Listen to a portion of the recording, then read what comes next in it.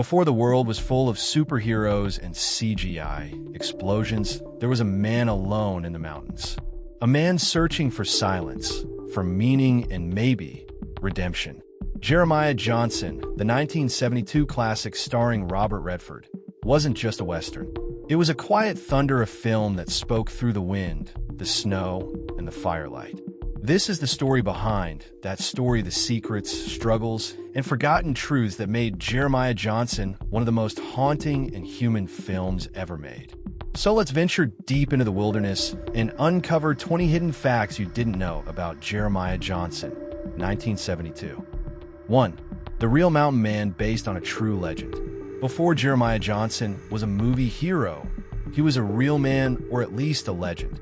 The story was inspired by John Liver-Eating Johnson, a 19th century mountain man known for his brutal survival stories. According to frontier folklore, after his Native American wife was killed, Johnson hunted Crow warriors and allegedly ate their livers in revenge. Hollywood softened that part, but kept the spirit of a lone man battling nature and loss. The real Johnson's myth became the foundation for the character Robert Redford brought to life. 2. Two books, one movie.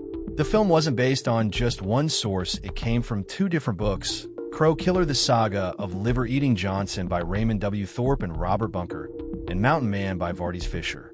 Director Sydney Pollack and screenwriter John Milius combined both stories, blending myth and realism. They stripped away much of the gore and turned the story into something spiritual, a meditation on solitude and survival. 3.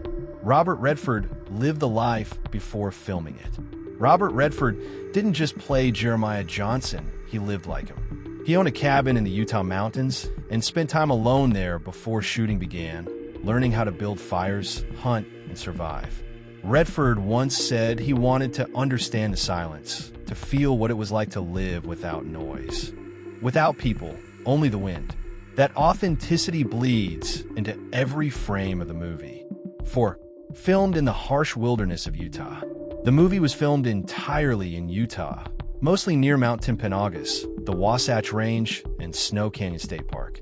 These weren't Hollywood backlots, they were real, freezing mountains. The crew battled snowstorms, freezing temperatures, and isolation. Some days it was so cold the cameras froze. But the result? A film that looks and feels completely real because it was. 5. The crew nearly froze to death. It wasn't just Redford who suffered.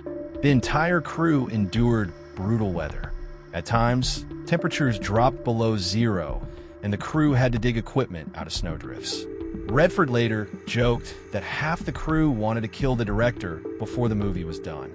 But that misery gave the film its icy authenticity. The mountain wasn't a set. It was a character. 6. Sydney Pollack and Robert Redford, a legendary duo begins.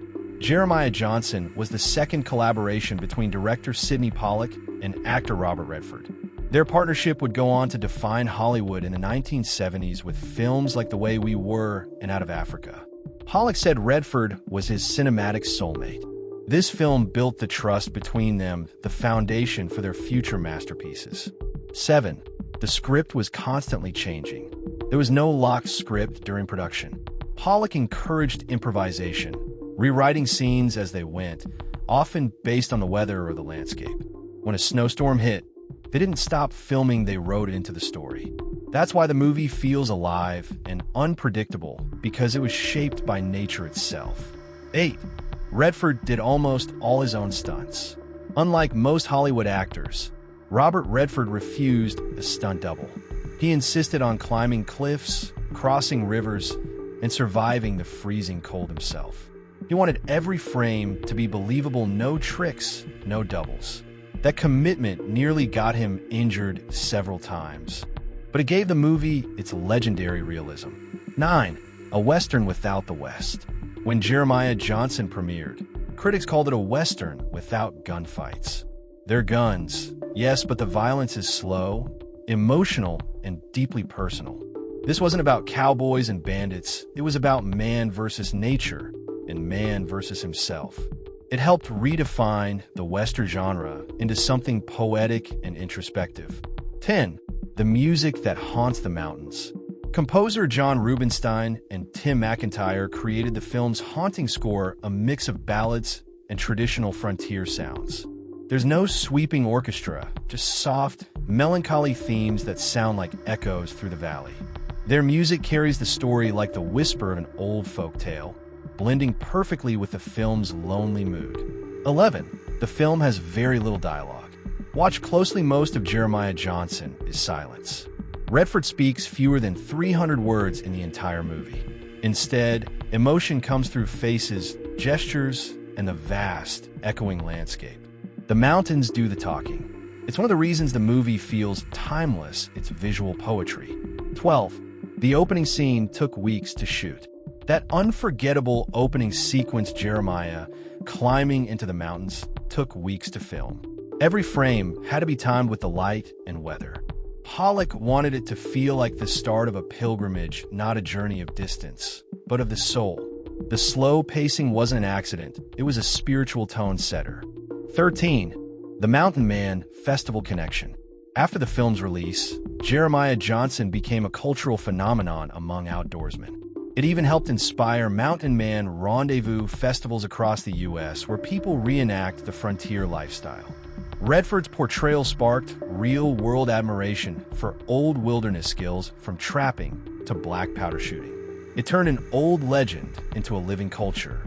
14. The Crow tribe was deeply involved. Unlike many Hollywood films of the time, Jeremiah Johnson worked closely with Native American consultants and actors, especially from the Crow and Flathead tribes.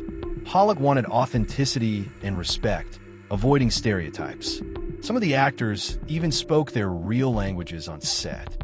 This collaboration gave the film its quiet dignity, a genuine reflection of two worlds meeting, not clashing. 15. The film was a surprise hit. When Warner Brothers released Jeremiah Johnson, they didn't expect it to be a blockbuster. It was slow, quiet, and philosophical, the opposite of what studios thought audiences wanted. But the movie became a word-of-mouth success, grossing over $44 million, a huge number for 1972. Audiences were moved by its humanity and simplicity, proof that silence can be louder than spectacle. 16. The film premiered at Cannes. Yes, Jeremiah Johnson made it to the Cannes Film Festival, where it received a standing ovation. Critics praised it as a modern myth, a story carved from nature itself.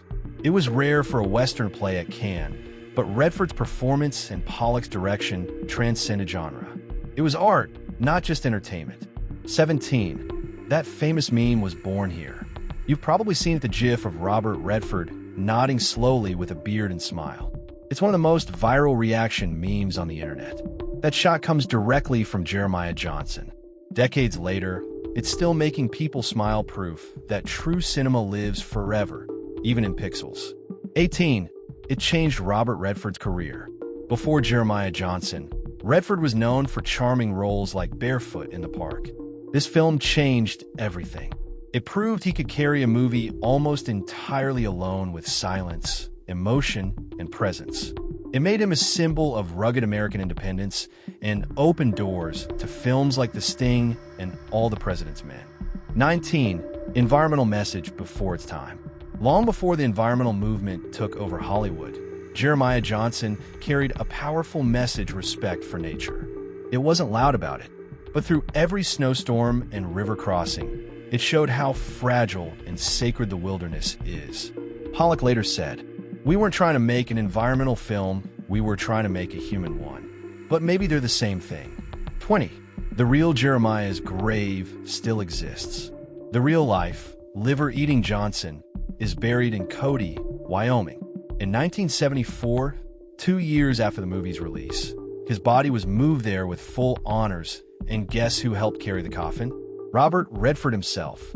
He personally helped reinter the man who inspired his most soulful role. It was art and history coming full circle. Bonus fact: the philosophy of silence. Jeremiah Johnson isn't really about survival. It's about finding peace when there's no one left to talk to. Throughout the movie, Johnson loses everything: his home, his family, his sense of belonging, and yet he endures. The silence isn't emptiness. It's the language of understanding. Sydney Pollack described the film as a meditation disguised as a Western. Every mountain he climbs, every grave he digs, every fire he stares into, it's all about the search for meaning in a world that refuses to explain itself. In an age of noise, Jeremiah Johnson teaches something radical, that solitude isn't loneliness. It's the beginning of wisdom. That's why 50 years later, the movie still speaks not through words, but through the wind. So, the next time you see that bearded man riding through the snow, remember, he's not just a character. He's an idea, a symbol of independence, endurance, and grace in the face of nature's indifference. Jeremiah Johnson wasn't about conquering the mountain. It was about becoming part of it. And maybe that's the greatest truth of all in the wilderness. You don't find what you want. You find who you are.